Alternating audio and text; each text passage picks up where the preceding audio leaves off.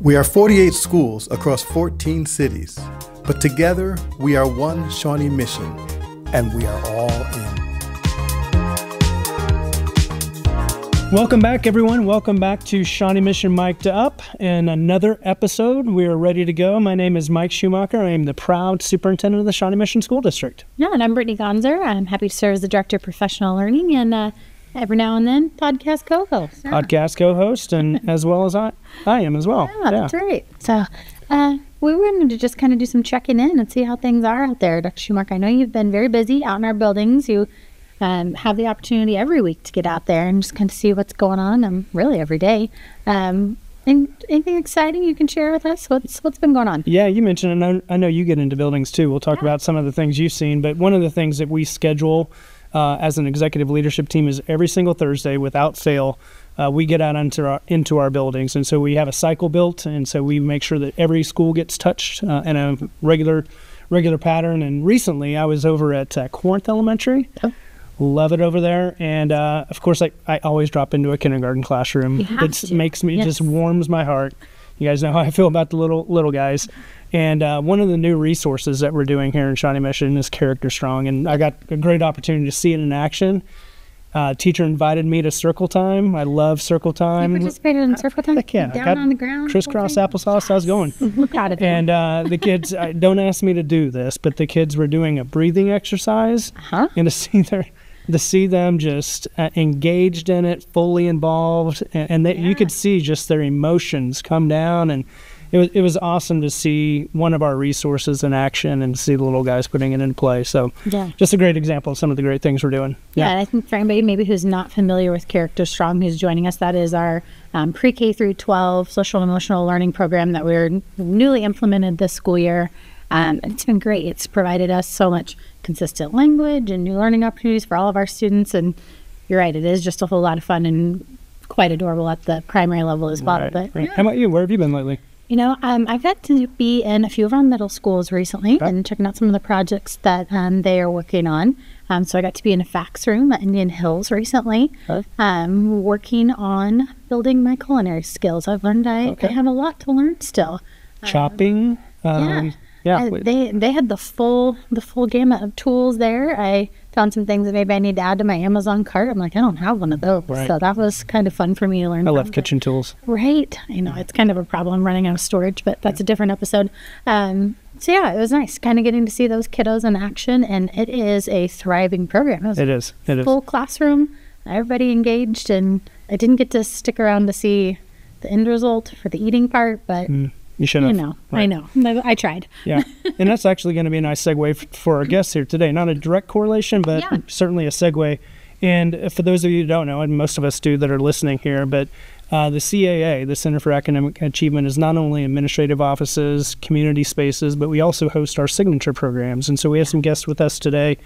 But what's also cool about getting to see kids from an administrative standpoint is walk across the building every day, and they're right there. Right, we have access, and actually, there's a classroom that I can see right outside of my office, which is great. So I don't know if people realize that about half of this building is student classroom spaces, and it really does make a difference in your day as an adult when you can walk in and still see that learning happening and how our students benefit from it. It's pretty cool. It's very cool. Yeah.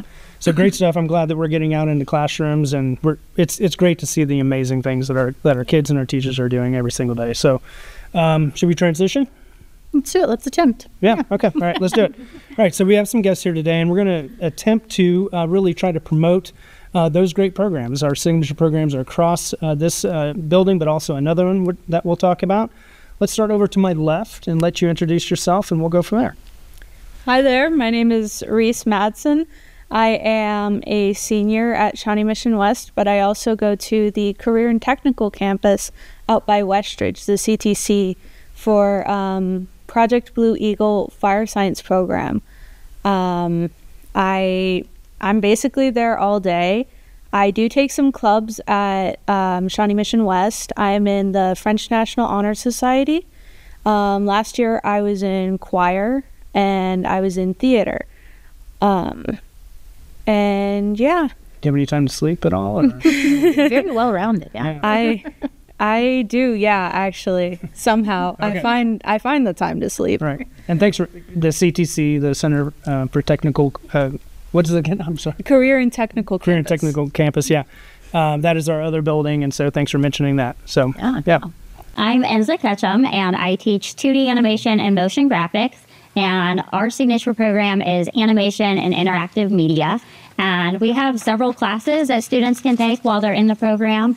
And it is definitely a fun atmosphere when you come into the building. And, students come in here and they're usually extremely passionate about the program that they're in. So they come in ready to learn. Sometimes they're learning more than us teachers, and they're ready to explore, get out there, and have some real-world experience while they're only in high school. So That's great. Thank you for introducing yourself. Evan? And I'm Evan Cook. I'm a student at Shawnee Mission South, a senior, and I'm also a cadet teacher for the game design program here at the CAA. So I took game design 1 and 2 my sophomore year, but I came back this year to help teach the game design 2 students GML, part of the program there. That's great. That's great. I already have follow-up questions for you, but we'll give it a minute. So Dr. G, go ahead, yeah. Okay, well, let's start with the basics, right? Not my circle of strength there, not my strength there. What is GML? Tell me more. So GML stands for Game Maker Language, which is the coding language that we use in Game Maker Studio. And so the Game Design 1 students learn a little bit of GML, but they mostly use visual scripting, where you can basically drag and drop blocks of code in. Okay. And then Game Design 2, I help teach them GML, which is the actual more traditional coding language that's text-based. Like, amazing. we're going to learn so much. Yeah, it's crazy. So are those credentials that you can earn while you're in these classes? Is that something that you get access to, those credentials? Is that an actual credential that you earn? I'm not sure. Okay, but it certainly is a skill that will benefit you once you go on to whatever you want to do. I assume you maybe want to go to college after. Oh, yeah, absolutely. Wonderful, wonderful. So Reese, tell us about your program specifically and some of those skills that you're attaining in your program. Well, first we go through the intro class with Dr. Howe. He teaches just little aspects of public safety, so law enforcement, EMS, and fire science. And once you go through that, once you decide that you actually want to go through with this signature program, you can choose which field you want to go to. Like I said, law enforcement, EMS, or fire science. I chose fire science just because when I took that intro program, because my friend kind of begged me to do it, it was an interesting thing. But once I took it, I fell in love with the fire science aspect. I wanted to learn more about fighting those fires, how it works, how fire works. Fireworks. Sorry. That's good. How all of that works, but also how to force open doors, how to save people.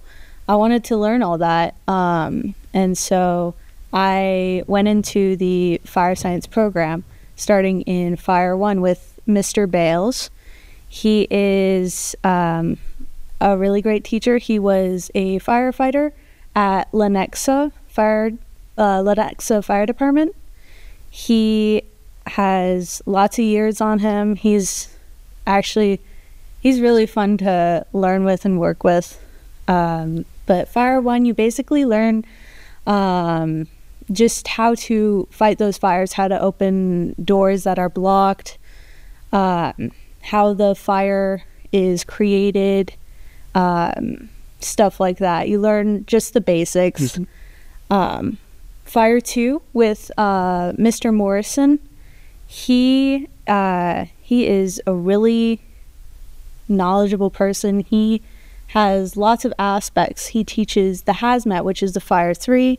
He teaches a bunch of EMS skills, because to be a firefighter, generally, at least in Johnson County, you have to have your emergency medical technician license, your EMT, in order to be even considered to be hired. And that is that's just because 80 to 90-ish% of your calls are going to be medical calls. Gotcha. So you have to go through all of that. It's worth it, but it's a lot of work and memorization. You had the opportunity to complete that before you even graduate high school, if I recall correctly. Is that? Yes, I am currently in EMT at the Johnson County Community College. It's free through the school district. Yep. So we'll be able to get all of those certifications. With my schedule right now, it is a 5 p.m. to 10 p.m. class. Wow. That's So, a lot to ask. yes. Actually, today is going to be my second day there. Okay. Fire again. So a lot going on in both of these kids' areas. Tell us about your classroom and some of those skills that your kids are attaining. Yeah, you had asked earlier about the certification that they receive in the programs, and I think all the programs have something that is going to be industry standard. So although there's not a certification that you were mentioning before for game design or animation, every student that takes the program will end up with a resume, a portfolio, a demo reel, and these are all what at least our industry for our program is looking for, is something for the students that's tangible, that says, here's what I can do, or here's what I can code, or here's the games that I created. And that's a really good experience for the kids, is to be able to go there and find their passion and be like, okay, this class is really good, it's really fun, but also be able to gain the experience while they're just in high school, but still be able to work with clients and work with customers and work in a group and figure out how to problem solve. You know, you might have the students might have someone in their group who they figure out their strengths and their weaknesses, and they figure out, okay, how do we divide and conquer and delegate and solve this problem for what this client wants, and then how do we share it with the client and get some honest feedback, and then how do we go back and improve it? And I think that's really neat, because I think that this building and the other building really give us an opportunity, or give our students an opportunity to go out there and get that experience. And yeah, I think it's fun for the kids, and they like it, and they're able to also put their input on what they want to do and what they want to see. And we're able to do some individualized learning for the students that get into our programs. So leave with those products and artifacts that really will help them in the workforce as well. Wow, that's right. I know. I hear about like what's happening at CTC, because I'm not in that building. That's pretty cool. That's awesome. So, and even for yourself, you said you were out there, Evan, just teaching other students, and they have that old saying, like, the best way to learn something is to teach it. Yeah. And here you are, you're just in high school, and they're like, "What's up, teacher?" I don't know if they say that. Right. but that you might find another passion. You might be in this program, and you might decide that you actually like education. So you never know. Well, it's transferability of all those skills, right? You mentioned so many skills that are relevant and important in any industry you might go into. So I think that's important for people to realize too. Right. And we talked about, you mentioned the social emotional learning. And I think these programs really help our students build confidence. And when they find that passion and they get into these classes, they're with all other students that have the same passion. So I always say, like, hey, when you're in my class, you find your people. Right. And they do, because they find things that they're interested in with other kids in the class. I don't know if you guys, have you felt that way with fire science? And I think so. Yeah, we have a built community. There's a couple people that go to the same class as me for EMT. Mm-hmm. So we're kind of there. We stick together, and yeah, you just build like that sort of community, that sort of support system. So yeah. And you already have your network with you, and you haven't even graduated yet, but you already know your network of people for what you want to go into. So that's awesome. Yeah. I didn't think about all these connections to social emotional learning, and when I'm hearing you talk about that, I'm like, well, that sounds like belonging to me. So making all those connections, that's pretty cool. So I'm just curious. I have to ask these. I had never heard of opportunities like this when I was a high school student, right? So that always just amazes me, the opportunities that our students have. How did you even get involved in a signature program? What led you to be interested? I'm just curious, how did you even hear about it? Well, for me, I'd wanted to get into game design for as long as I can remember. And so I think it was my freshman year, and they had the teachers come in, well, the counselors, to tell us about all of the classes that we could take for our sophomore year. And I heard them mention a game design program. I was like, sorry, what? South has a game design program? How am I just now hearing about this? And then I found out that it was actually through a different building. But of course, I immediately signed up for it. Okay. So yeah, that's how I heard about it. Some good marketing happening there. We need to keep doing that. For me, I didn't really know what I wanted to do. Once I graduated, I was bouncing between music design or actually game development. I like coding. I like designing stuff. But my sophomore year, my friend, someone I knew, had introduced me and wanted me to join this fire science program. So I go to my counselor. I'm like, what is Project Blue Eagle? What is Blue Eagle Academy? And they're like, it's this public safety program. And I'm like, okay, I'll try it. I had to switch out my French class, actually. I had to switch that out and did French on my own for that semester because it was only offered one semester. Dr. Howe goes to all the schools that have interest in it. It changes like every semester, every year, whatever. He goes to all these schools at specific hours and teaches that class. He also, Dr. Howe's actually really amazing. He also does physical education for the Project Blue Eagle programs. And I am in that club. It's a strength and conditioning club. It helps you prepare for whatever physical test you might need to take for your program, for your career. That's great. Right now is right now in the high schools they're currently like choosing their classes that they want to take the following year. On a teacher standpoint, I mean, I do like to recruit for our program specifically. So I ask my students like, hey, how did you hear about the program? I ask them probably about at least every December and January when it comes time to start enrolling for the following year. Yeah. And a shout out to the 8th grade tours, because I don't know if you guys are ever in the building and there's buses of 8th graders roaming through, but almost all of them tell me, well, I went on a tour when I was in 8th grade, and that's how I knew these classes were even available.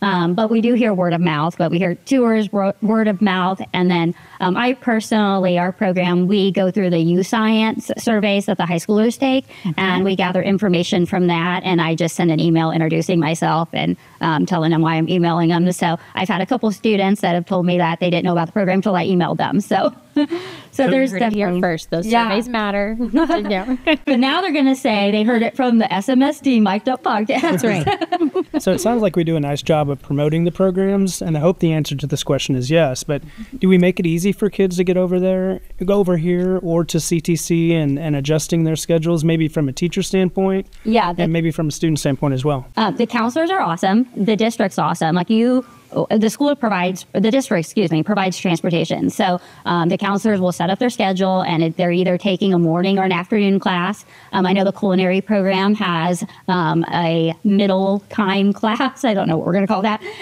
And they get bussed over, they get bussed back. They still make it to their regular bus schedules, and they do a good job at working with kids. And there are other things that if students want to continue to take our classes, they can take them each semester. And one of the ways that our district allows them to open up their schedule is we have the contemporary communication class, which is an online class where as a junior or senior, they can earn their English credit. And so that will free up some room in their schedule. But not only that, they're going to earn their credit based on stuff for the program that they're in. So if they're in fire science, they're going to be, reading and writing and doing, interviews about fire science or game design. And so that's just a really cool opportunity that the district has is, hey, we'll get you there. Not enough credits, we'll help you with this credit. Not sure about it, let's go on a field trip and let's go visit the program. So I think our district does a really awesome job at marketing for the programs, but I think that in the long run, word of mouth is always the best. Word of mouth is good. So, Evan, from a student standpoint, was it easy to adjust your schedule or to make this work? Well, I think both years that I took a CAA class, my schedule has been kind of a mess, and so I have to give huge props to the counselors because I think I've been such a big problem with them with the scheduling, but they've managed to make it work eventually. So Good. I'm certain it's a labor of love. Right. Yeah. How about you, Reese? For me, it's pretty easy. Okay. Just the buses to get to and from. I personally have not been able to get my license yet, so the buses are a really big help. Also, my friends can drive me home usually after class, just because we don't have like that 7th hour that students who are taking just classes all at their home schools would. That would be in the afternoon class. It ends around, for us, it ends around like 1:55 to 2. So we can just go straight home from there and do whatever we need to do. If we have to go to a college class, we can do that. Or we just go home, do homework, do whatever, really. Yeah. But for credits for fire science they've come a long way. We can get a social studies elective credit for the intro program. Oh. We can get a science credit for hazmat for fire science. That's a fire 3. You can get the English credits with contemporary communications. You can get your PE credit with Dr. Howe's PE class. I believe that is all. That would be all of the credits that you can get. It's quite a bit for your high school. Yeah. I know we make it as easy as possible to make sure kids graduate on time. They're able to attend to all of the normal courses at their home high school that they want to and still get over here too. But there's some give and take. I'm certain of that, right? Sure. So I know we're running a little bit out of time, and there's probably a few more questions we want to ask. Yeah, I've got all kinds. But I do think it's important for us to remind people of the programs that we do offer. So we do have biotech, culinary, engineering, project Lead the Way, which includes aerospace, cybersecurity, civil engineering, engineering design and development, digital electronics, manufacturing and CAD, animation and game design, medical sciences, plant and soil science. And what's really cool about that is they're actually growing the plants, the food that is being used in the culinary program. That's right. Yeah, we saw that in a previous episode. Yeah, really, really cool. So, any other questions you have for the team? Just amazing. Yeah. So I guess if I'm somebody, a student, a parent, we've got a lot of different audiences that we serve on this podcast. If I'm hearing about some of these programs for the first time and my interest is piqued, what do I do from here, right? Well, step number 1, you want to time travel, go back to high school so that you can enroll. Just kidding. Right now is enrollment time, so you get to go and you choose the classes that you want, and you get to put your preferences on your top choices and kind of scaffold it all the way down to your top, to your second choice, to your third choice. And then the counselors do their magic. They wave their magic wand, and then soon enough you'll have a schedule. It kind of feels like that. Yeah, right. So really, if I'm a student or a parent at this point, I should be reaching out to my counselors and getting some more information because now's the time. And all the teachers are open. So if you have specific questions and you want to just go on to the district website and search, who teaches that class, send an email, and we're pretty quick to respond. And hopefully we can get your questions answered if they can't. Wow, look at that level of service. Wow. I'm going to blow past our timeline. I don't know, just because I think I can. And the conversation's going well. I have one more question for you guys, if you don't mind, maybe 30 seconds. So I know all of our classes, whether it be at the homeschool or here, are amazing. Our teachers are amazing. But in 30 seconds, how would you describe the difference between like signature program classes and your regular classes at your homeschool, if there is any? Well, with signature program classes, you get to be much more hands-on. Like with game design, day 1 we started making a game right away, and so you get to have that more. You also just have more time, so you get a more intimate experience working with your students too, to help learn and create the things that we make in the class. Perfect. Well said. Reese, how about you? For fire science, it's like Evan said, it's a hands-on program. Day 1, you start learning about the fire science history. You start learning about different personal protective equipment, like turnout gear. We get our own turnout gear, which is really nice. And And at the end of the year, to get your KU certification, because we certify through KU, you can do a live burn. They bring a burn trailer out, and if you're 18, That's cool. Amazing. if you're 18, you can sign up to do it. And I actually helped with taking vital signs, so like pulse, respirations, last year, just because I wasn't 18, but now I am, and I will be doing that. Burning. All right, very good. Well, guys, great job. Thank you for sharing everything. Before we move on to our summary here, I think we want to call out one of our teachers here at the CAA. You want to talk about that? All of the teachers of our signature programs are just incredible. You guys spoke to some of their experiences, really their industry experience. But one in particular is getting some just outstanding accolades lately. So we want to shout out Miss Jessica Tickle. She is the teacher of our engineering program, and more specifically the cybersecurity part of that program. And she received a pretty big award. Yeah, absolutely. She was the 2024 recipient of the Presidential Cybersecurity Education Award, which I took that to mean she's just the best of the best, literally in the entire country. Right. Which I think that's true. That's my interpretation of that. So that's amazing, and I think that's just a testament to the quality and experience of our educators in these programs. It's unbelievable to get to learn from somebody with those levels of expertise. That's right, including Miss Ketchum. That's right. Thank you. Jessica's awesome. So thank you to Miss Ketchum. Thank you to Evan, and thank you to Reese. Great job, guys. Really appreciate you taking time to be in here.